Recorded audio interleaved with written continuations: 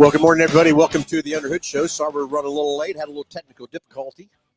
All of a sudden, our background went away and was gone, and we had to restart the computer and get everybody fired up and everything else, too, before we could go live. So, Josh, I don't know what the heck happened. Running on sure a green screen. You can blame it on me that I hit something on this keyboard here and shut it off. There was some buttons touched. I'm not gonna, point any fingers or anything. Everything was up and going. There was some buttons touched, and well, but that's I'm not okay. Sure, Josh. We don't think we got everybody live. Yeah. I think I was just gonna run through here, double check. Yeah. So yeah. I think we're up and going there. Something ain't right because it's not on my page. So, but we got a couple people coming up alive. But go back and recheck mine real fast because I don't think I'm up. See who's all on there. But anyways, call-in show. Yeah, right? It is. It says I'm up, doesn't it? You are awake and going this morning. Well, okay. It says I'm supposed to be there, but I don't see it, but that's okay. Hey, it's a call-in show. 316-462-3673. Anything ailing your car, tires, brakes, batteries, or how about that buy three, get one free deal, Josh? How about that? So, yeah, it's pretty crazy out there. If you're looking for, today's the last day. By 5 o'clock, you got to have them mounted up and ready to go. But buy three, get the fourth one free. And I was down there yesterday, and I mean, there's tires everywhere. So far today is going to be pretty strong too, but Wednesday by far was the day for sure. So a lot of tires getting slung around for sure down there. Yeah, and so it is fun if you're missing, if you're even getting close. Today's the day, the last day to jump in on that buy three, get one free. 17 maker models difference. Now, I got to clarify that because I had a few people on my page, Josh, wanting to know if they get them Hoosiers for that like that. I said, no, the race tires are not included. Sorry. This is light duty and passenger car tires that we have that. So it's buy three, get one free. And there went that thing again. We are on. Well, God dang, what do I say? See, it wasn't me hitting the buttons, Josh. You don't think so? No, I didn't touch nothing. Yeah, I don't think so either. I think you're right. So anyway, maybe we can get Gus to dial in. Ooh.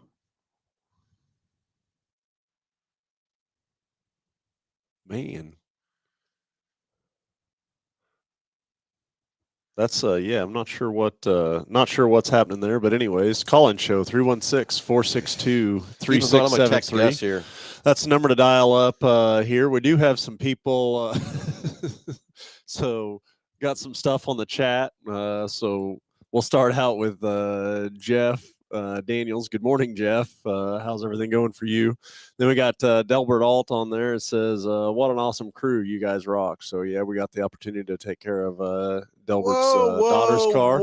And then we have somebody that's trying to diagnose what's going on with our green screen or the background. Way to go, Jeff. And so, yeah, they're throwing blame out there left and right and everything. I did the first time. I thought it was because of somebody, but then it happened again, and he wasn't doing anything. So well, and it is green. Gonna have to pass on that. So it is green, and fancy racers. Okay, yeah, exactly. Okay, so I guess we're going to be green for a little bit unless Gus can dial in here and figure out what's going on with the deal. Gus did hit me back. We'll see if he can figure it out, what happened. Gus will be dialing into the show here a little bit. But hey, you know what? We look good with green, don't we, Josh? It's at least it's not black. Yeah. We get a butt shoot for having black shirts on here. It's one of those things you roll with the punches around this place. Yeah, exactly. So, hey, anyway, exactly right. It's a call-in show, 316-462-3673. Anything ailing your car, tires, brakes, batteries, anything. In the automobile world, you want to talk about the buy three, get one free tire situation, and we'll get more in depth with that here in just a little bit too. But anything you want to talk about, you get a great price package valued over $130. And as always, Josh, what's in that package? So we're going to mail it out to you, but it's going to consist of the works, which is an oil change and tire rotation. We use Motorcraft oil and filter products at Hambelton Ford. While we're performing that, we're going to complete a multi-point inspection on the vehicle, checking over the brakes, tires, steering, suspension, all the safety-related components on that vehicle, making sure that it's geared up and ready to go for that next 5,000 miles of driving. You'll get yourself $10 to Mel's Diner so you can get yourself something to eat and drink while you're with us here at the Big Corner. Complete nitrogen for your tires so you get all the great benefits that nitrogen has to offer. And then a BG products package, which consists of a can of MOA or motor oil additive for your engine oil, and then 44K for your fuel system. Again, just getting that vehicle geared up and ready to go for that next 5,000 miles of driving. So, yeah, okay. So I'm texting Gus back and yeah, forth. he's on now. I see him moving, doing some stuff. So he's probably got it. He's gonna do the same thing we were doing, but maybe only different. Okay, well, was that back up for about 3 minutes, right? Yeah, once we restarted the computer, there you go, just like that. Yeah, we were. Sitting here. Josh is planning to blame me, and so is Jeff McCurry trying to blame me that I'd caused the problem. I don't think I did, but I was worried the first time that I did, Josh, because I thought I laid my phone right down on the keyboard and thought I touched it. Hey, anyway, let's talk about something in your car, tires, brakes, batteries, anything you don't understand, anything in automobile world, Josh. I see our backup screen, not a backup screen, our third screen over here has got nothing on it. You know, so I've had the greatest of intentions this week, and then it just got away from me. But one of the things that I wanted to talk about, well, actually, I had a couple of things that you were involved in. And then in additionally, hey, we're back up, Josh. Yeah, in additional to that, one of the things I want to talk about obviously was a buy 3 get 1 free tire sale as well. But one of the things that happened this week was this trade-in that we took on that Dodge car. I meant to snap a video or get a video of this drive shaft in this thing and how that vehicle was traded in that condition. But essentially, it was a Dodge. I think it was a Charger, wasn't it? Or Charger or Challenger. Anyways, it was like a 2016. Had around 100,000 miles on it, and the technician said the carrier bearing was out of this thing, and the drive shaft. I didn't believe it. Well, okay, so what I was in disbelief of is the expense of it to fix it. Yeah. Oh, yeah. Okay. It blew me away too. So I'm thinking, okay, well, I got to kind of look into this deal and see what's going on. So first I go to parts and we go through the parts side of this thing. And yeah, it is, in fact, there's almost $2,000. You cannot replace just the carrier bearing itself. I can promise you that's why they traded it. Oh, well, 100%. Yeah, 100%. I'm sure that's why they had gotten rid of the car. But we're looking at this drive shaft. Is like, okay, well, how bad is it? Or what's the deal with it? And so I raised it up on a rack. And I'm not joking. It wasn't that the carrier bearing was bad. It was gone. Gone. I mean, that drive shaft I don't know how I didn't hit the undercarriage of the car. Well, and so I further looked at it. There's a frame or a housing that carrier bearing sits in, and it's designed to, I'm guessing, hold that drive shaft or keep it in place. But even still, with the torque and the drive angle and stuff, like I just mind-boggling how the car would even have drove to the dealership to be traded at that point. Who knows? They probably put it on a record, towed it in, and dropped it off. Well, but you know how many miles of driving that you would have had to have done to get it to that condition or shape, or warning signs that you would have had to have been through? There's the key point. The warning signs, which you would have heard on acceleration, deacceleration, all that kind of stuff, and just keep driving it to get it that bad.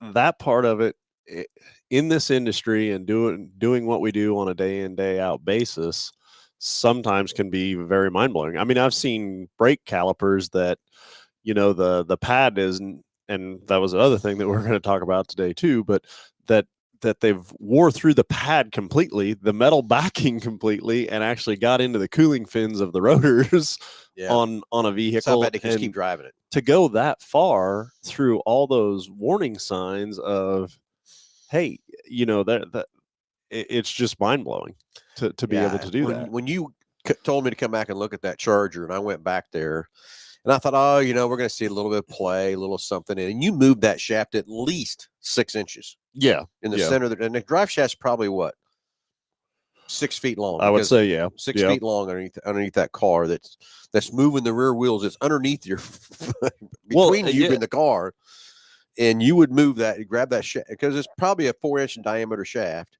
and you were moving that thing 6 inches. So if you in all your racing, whether it be through a drag strip or dirt track rate, you ever seen an axle snap? Oh yeah. And then you're done. You're done moving. Then, you're done moving. But I can just think like going down the highway like that. I mean, I could see the whole rear end of the car ending up.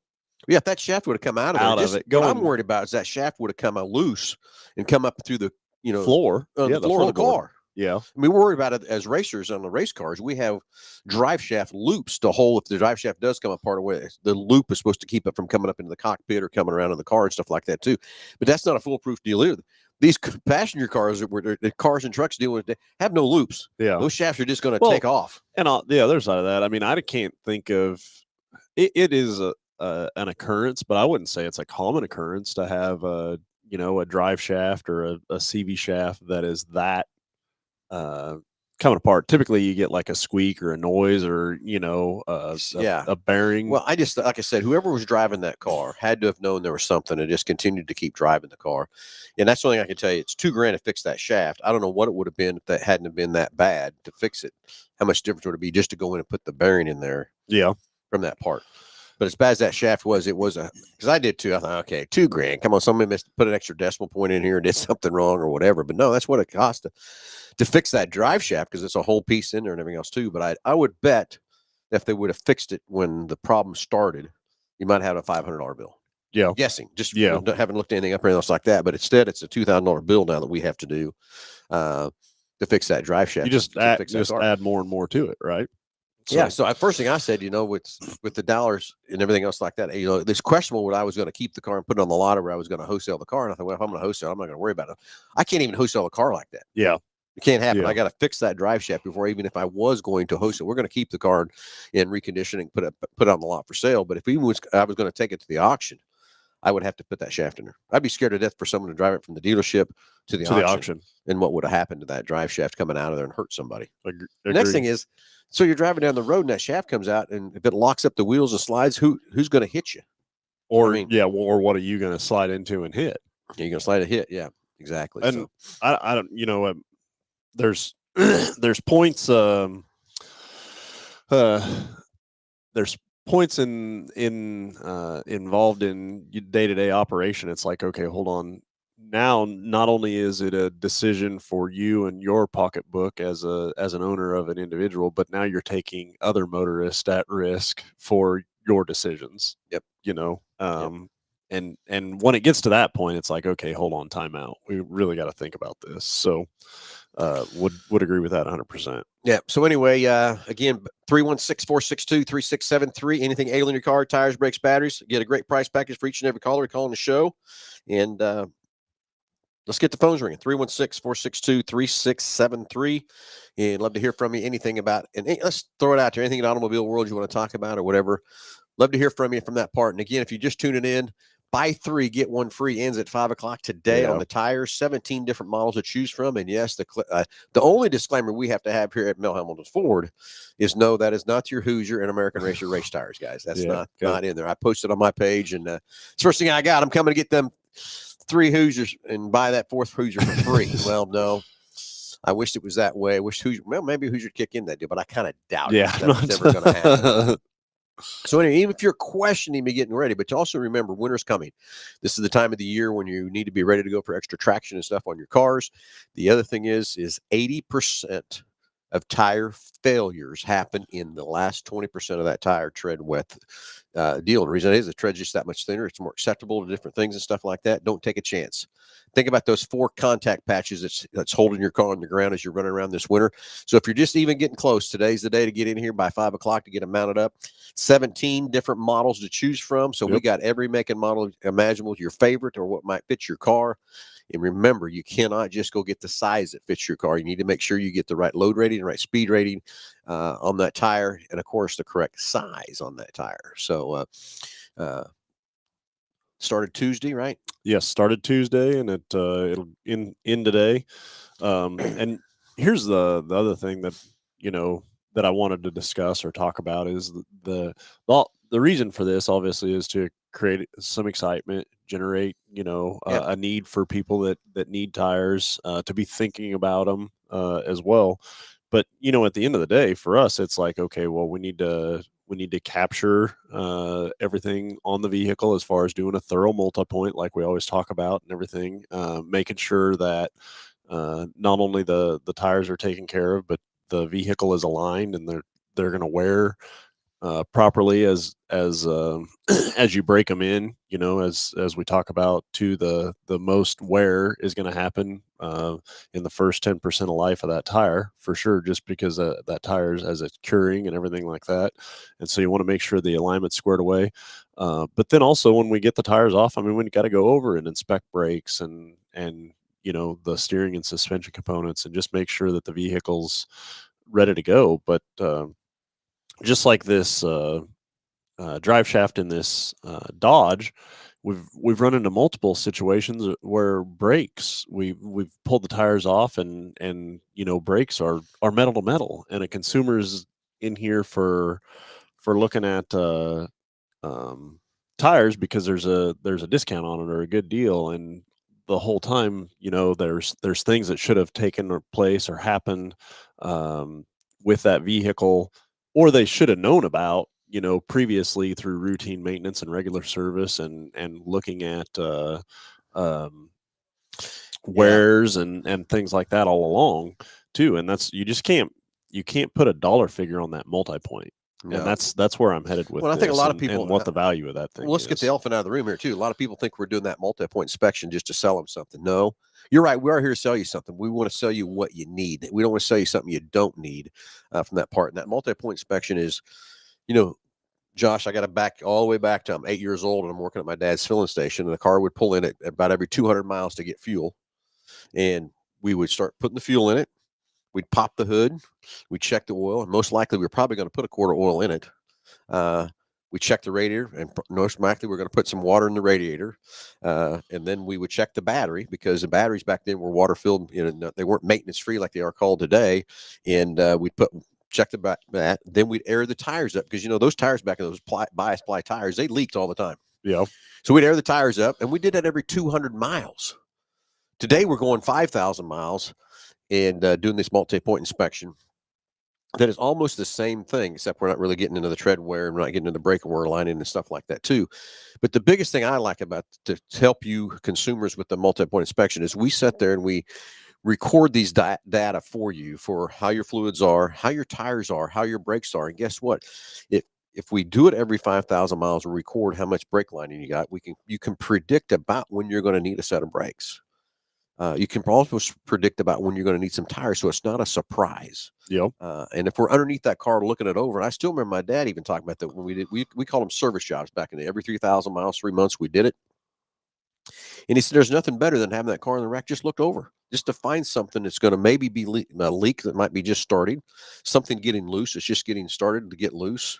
That can cause you many deals. I mean, shoot, I remember in the trunk, we used to carry antifreeze. We'd carry a whole toolbox. We carried rags. We carried a jump box. We carried all that stuff in there, because if the car broke down the side of the road, we fix the side of the road, fix it, and keep going. Today, we don't even, we got to call a wrecker and come get it. But again, we're running so many more miles, so much faster. And all that stuff. So that's why that multi-point is so crucial to monitor that, to keep track of that, and not just let things go from that part. Well, and what were you when you fill it up with gas, like you check the oil, right? Nobody does that anymore.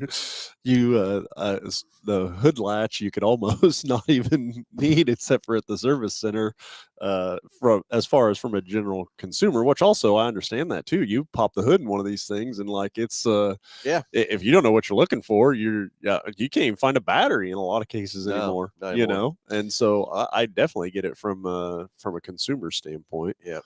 Let's switch gears a little bit. Jeff Daniel comes with a good point. Should alignment and tire balance be part of a routine maintenance, or only when symptoms or signs appear? Well, here's what I'm going to tell you. Let's first start with it. You're going to put on a new set of tires today. Let's say you get to buy 3, get 1 free.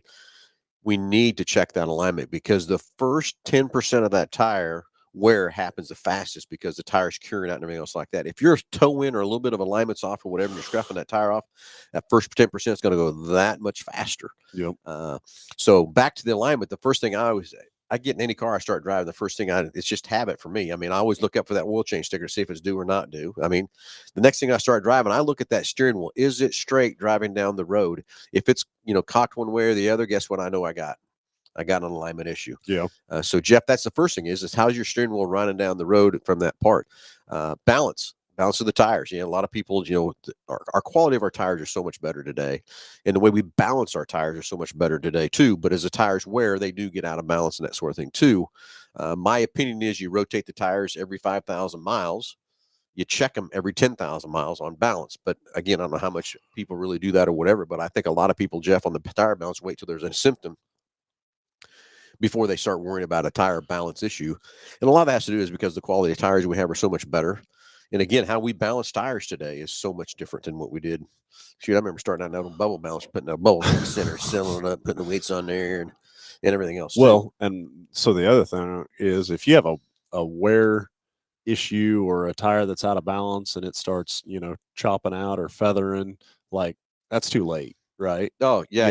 You can obviously slow it down and you can rotate it to help that, but the tread's already gone. The tires already wore irregularly, and you've took so much life out of that tire. Mm-hmm. It's crazy. You're not going to get that too, back. So yeah. But so Jeff, good questions and stuff there too. I will tell you that every time you drive into one of our service drives, we have the alignment checkers on the drive as you drive through. That it does a quick check. It's not an alignment check. It does a quick check to kind of see where you're at and give us a good rule of thumb. Do we need to check the alignment or are you good to go? If you get all green, guess what? No worry to worry about it. But if it's on a caution side or whatever, that gives us a first telltale sign. We need to put it on the actual alignment machine and check it and see if there is an issue or not. It could have been you scrubbed off just a little bit funny as you pulled in or whatever, but at least it gives us a good idea of kind of where we're set. Very good. Hey, let's go to the phones and talk to Delbert. Delbert, you're on live with Under the Hood. Well, good morning, you two.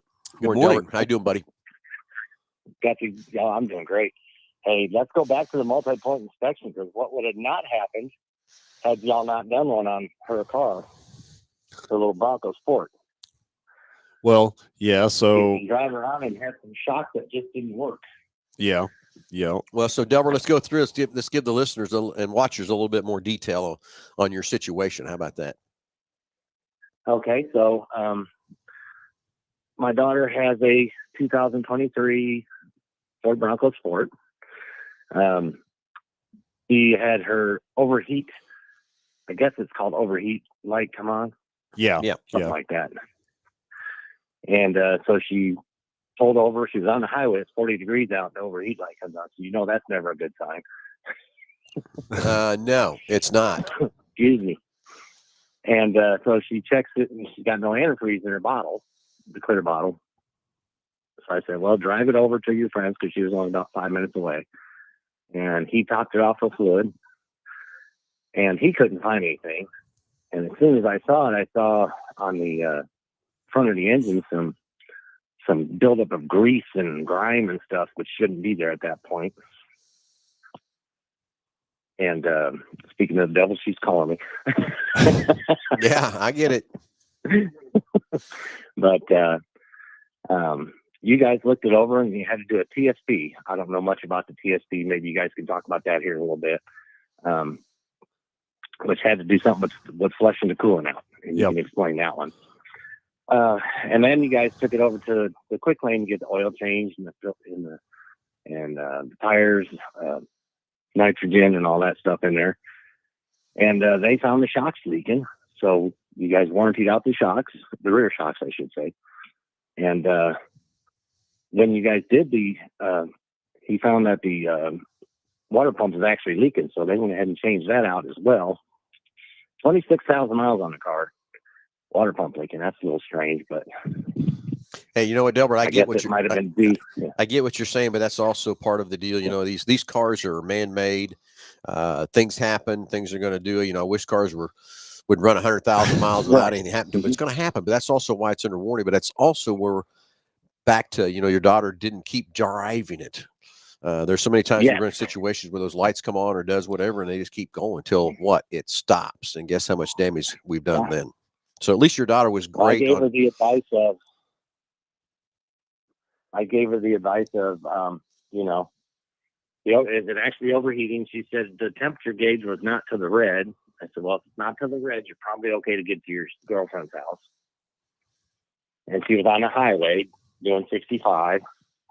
I said, first of all, put it in neutral and coast for a while, let that engine cool off. And so instead of doing that, she just let off the gas. But anyway, it works either way you go. Right. And then she was able to finish going to her girlfriend's. But yeah, so the best part is she knew the special things you guys do for people as well. I mean, that's the thing I wanted to bring up more than anything. Yeah. You know, you guys met us halfway, so we didn't have to take our whole day, and you guys didn't have to take your whole day to figure out how to get a car and get it back to us. So we really appreciate that part. Yeah, no problem at all. And that's, I got to stress again, was those lights on the car years ago. I remember that they have a deal in the odometers would flap open, say oxygen sensor, because about I think it was every 30,000 or 45,000 miles, I think of clicking the odometer and say you need to change your oxygen sensor. Well, you just had a deal to reset it and keep going. Well, today, these lights, when they're coming on, they mean something. Yeah. That's how the car is talking do. to you to tell you, hey, you need to stop. You need to do this. You need to get something checked. It doesn't mean, I still remember watching Tim Allen. What was that? Remember that name of that show he had on or whatever? Was it Tool Time? Tool Time, yeah. Home Improvement was the name of the show. Tool Time was and the wife rolls into the garage of the car, and there's just smoke and stuff going out of there. And you go, oh my God, what are you doing? She goes, well, that light come on. He goes, why didn't you stop? Because I thought it was going to come on brighter, and stuff like that. So, today those lights coming on mean something. And the longer you drive the car with the light on, every minute it's just clicking the dollars up more and more. It's going to cost you to fix that car the longer you drive that car with that light on. But also remember, when the check engine light or service engine soon light's flashing, you got to stop, because you're doing some very, very detrimental damage to something when that light is flashing. So just remember that. But again, when the lights are on, if they're yellow, that's telling you caution. If it's red, that's telling you to stop too. But today these lights do mean something. They're not just out there just for the heck of it, to be honest, to go flip a switch and say, I've changed my oxygen sensor, and off I went. I'm not kidding. A little deal, Josh. It would roll in the odometer and click up and say, I think it said oxygen on it. And you just get on the dash, little deal, you pull down and reset it, and off you go again. Down the road you go. Yeah, but that's not how it is today. These well, things, and I think back too of, I don't know, sticking a paper clip in the TLC and the codes that would come up then, and like that's how I did it. I had a paper clip. Then it was so cool. Snap-on came with a little tool stick in there. I was uptown then instead of that paper clip. But yeah, we flashed the light would flash the code, and we had like code 12 to, I think it was 23 was 45. Yeah, 45. 45 was rich, 44 was lean. And you just count the flashes on that deal, how many it did to know. How accurate was that? Oh, man. Let's say you get a rich code. How accurate was that? Oh, and they're trying to fight that one. Well, yeah, like, okay. Let me say one more thing, and I'll let you guys get to the next caller if there is one. Yeah. The fact that the dealer that she took it to get an oil change here locally, Ford dealer, did not find anything is a little concerning to me. So yeah, I get it. Again, not all dealers are the same. I understand that. And unfortunately, she didn't buy the vehicle from me like we did. But Delbert, here's what I'm going to tell you. Right. Yeah, Delbert, here's what I'm going to tell you. I got a lot of family up in the Kansas City area and Salina area and in St. Louis and stuff like that. And I sell them all their cars and stuff too. But it's hard for them to come back for routine maintenance for me. So I tell them, look, just let me see it once a year. Because once a year, I think I can catch anything that's going to be done or whatever. And that's just something we need to do for your daughter. I know it's not convenient for her to come here for routine maintenance, but I know you just love to come see us. That's why we. Oh, I do. I come spend the whole day with you. I know. But anyway, it's just I tell my family, let me see it once a year. And let me go through the car, make sure everything's okay and stuff like that too. Now my sister in Salina, she drives down for routine maintenance because she's had so much luck in different things in different places and stuff. So she just likes coming here and brings her and her husband's car down all the time. But my Kansas City, my St. Louis people, I just tell them, just let me see it once a year so I can go over it, go through it, and just to catch those kind of things. I mean, there's different qualities of shops out there, and I get it. It's just like the other day, I told someone they're kind of upset with me about 3 weeks or whatever to get in our shop, and I said, you know what? When I go to a restaurant, and if there's nobody there, I'm not pulling in, I'm leaving. But if there's a line there, there's a reason there's a line there. People are wanting to get in there because they know it's good food. Well, That's why we have Yep. a line here too. So we're going to take care of you and help you. You So guys are awesome. Really, really appreciate everything you've done this week for us. And we'll be back as always. Delbert, have a great weekend. Go have some fun with that grandson of yours or something. Do something fun. You know Yes, what I I'm mean? going to go to the weather show down at the National Weather Service in Norman, Oklahoma. It's going to be on there from 10 to 2 today. So if you got a few hours, come down here to Norman, Oklahoma to see all the weather stuff. All right, buddy. I'm kind of a wet geek, so. Yeah, all right. Have a great time. Have fun. And talk to you soon, buddy. All right. Bye-bye. Bye. So anyway, we could go on and on about these, Yeah. how things have changed and things evolved into that multi-point. And now we're at that multi-point inspection. But I do remember years ago, Josh, when we first really started having a sheet and doing it, so many people, I don't want that. I don't need that. Don't do that to me. You're just going to try to sell me something. And today, I'm just telling you, it's not our way of trying to sell you something. It's trying to make sure we're maintaining your car and keeping you safe and keeping you try to spend the least amount of dollars you possibly can in a car. It's like the other day, I sold a guy a car just yesterday. And he was questioning whether he needed to get an extended warranty. And I said, I'm going to promise you one thing about that truck I just sold you. That's got to break. It's going to break. I don't know when or how much more it's going to break, but it's going to break. And he said, well, it shouldn't break. I paid all this money for that. I totally get it. I know you spent a lot of money. I get that. But last time I checked, about every new car dealer out there has a what? There's not a manufacturer out there that doesn't that have doesn't a service department to take behind care of you when it's broke. And I've worked at dealerships where there's Mercedes and BMW, and you know what? They break more than these domestics, if you want to know the truth. Just as busy as a domestic, right? So that's all I'm trying to say is we're here to help you, protect you, help you on that side of the coin. But just remember, they're going to break at some point in time. You're going to need some maintenance at some point in time. You're going to need tires at some point in time. You're going to need brakes at some point in time. And you just need to let us use that multi-point inspection to help you be prepared for those tires. Yep. Be prepared for those brakes. Be prepared for the oil services and fluid services that need to be coming up and coming due to protect your investment. And it's kind of like last night I was at a guy's place and we were looking at different trucks and stuff, and he was driving a 17 and Jake's sitting there with his 23, and we were kind of comparing the trucks and different things and just talking about values. And like I told him, I says, as you take care of your truck and how you buy it and what you do, today, my opinion is if I buy something new, I want to know when I trade it, I'm going to have the best value I can. So if I'm going to trade it, I got to be thinking about the guy that's going to buy it next. What's he going to want? And that's what I try to advise people when I see we sell used and stuff is, a lot of guys, why don't you ever use that sunroof? I don't want it. I totally get it. But that next buyer will. And it'll help your truck be worth more money, more desirable on the used car market if it did have that sunroof than it didn't have the sunroof. And I get it. I don't use a sunroof either. Sometimes I got it open. Of course, my wife complains, shut the lid, shut that to the sun coming in. But I like it open. But again, I get it. Was it just like that? Oh, yeah, it's pretty much like that. Pretty much like that. But again, to keep your it's the next buyer. And you got to think about that and what it's worth. Like I was talking to a guy last night. He said, well, how often should I trade? And I mean, the ultimate time, just to be honest with you, these cars are still depreciating assets, but they don't depreciate as bad as some people think they do depreciate. And that's something we were discussing with him too, is if you buy a new car, the best time to trade is before it goes out of factory warranty. And again, that's for the next owner. Yeah. So if you go past that, 50,000 is the next best time. If you go past that, 80. And I'm going to tell you today, I would not trade a car past 80,000 miles. And it's strictly because what it's going to be worth, because what it's going to be for that next person to buy it. And everybody buys on payments, and that payment for what I can sell a new car for versus a car that's got 100,000 miles on it is a whole different ball game from that part. Well, you step in a whole different interest rate bracket. And when you talk about an age of vehicle, the terms, the lengths that the lenders will loan on it and stuff like that, when you get up there on a higher miles. Anyway, 316-462-3673. This number to the front desk. Want to get this great price package by $130.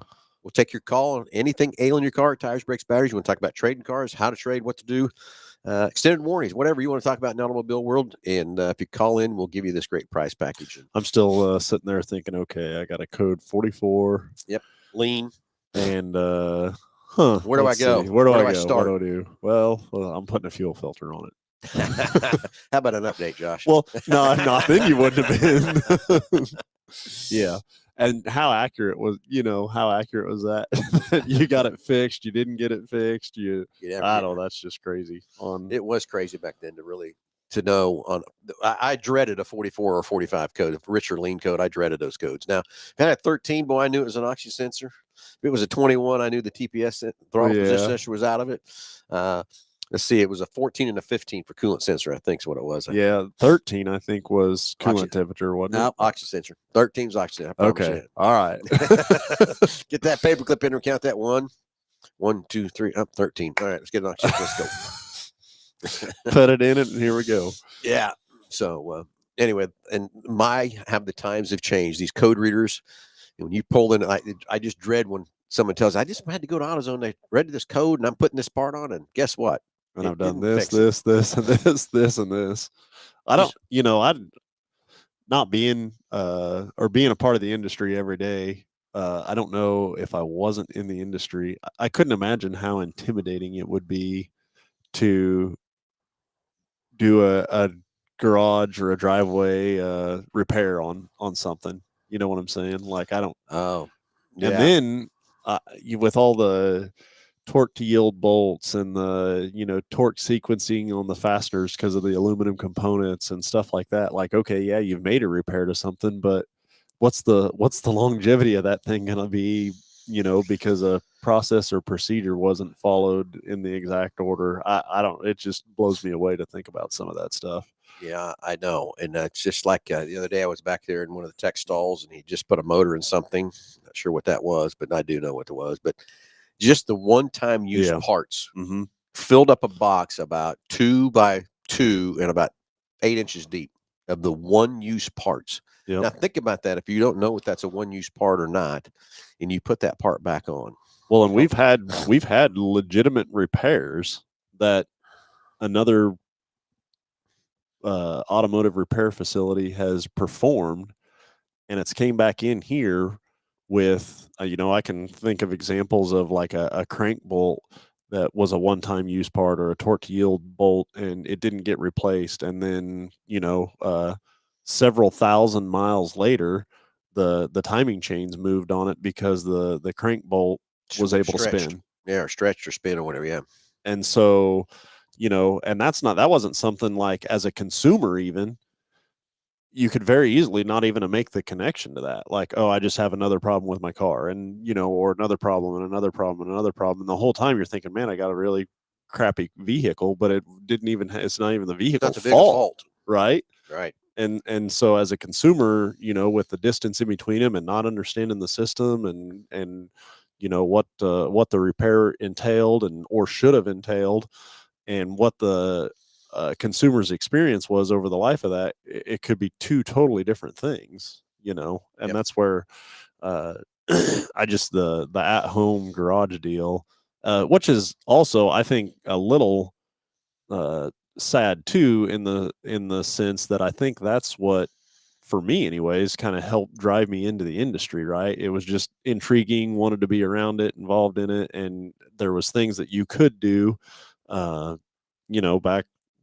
back when I was growing up and work on a car and be able to do that. And I'm thinking, okay, well, is the odds of a father and son in a driveway, putting spark plugs in an engine today is probably not as likely, right? No, not unless you're working on something. You see what I'm saying? Not working on something built in the 60s or 70s. Well, yeah.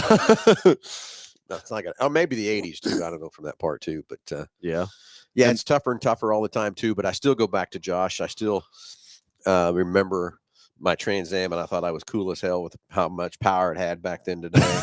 And how much horsepower?